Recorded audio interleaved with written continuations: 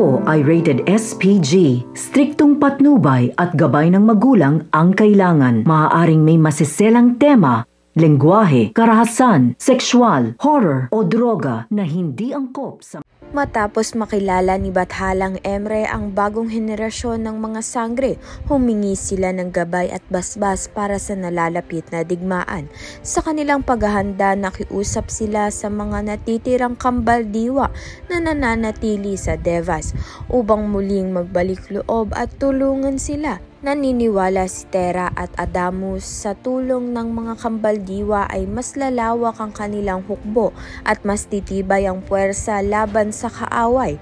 Ngunit hindi naging madali ang kanilang paglapit. Matigas ang loob ng dalawang kambaldiwa na muling sumabak sa digmaan dahil sa takot at mga sugat ng nakaraan. Kinikailangan ni Tera at Adamus na ipakita ang kanilang katapatan at kahandaan upang manaig ang puso ng mga ito at sa huli makapayag nga ang dalawang kambaldiwa na muli ngang kumampi sa mga sangre.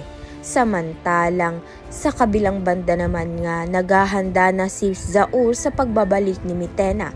Alam niyang nalalapit nang matapos ang kanyang pamamayani at paghari-harian. Kaya naman nga't yan at iba pa ang dapat nating pakaabangan. Maraming salamat sa iyong panunood.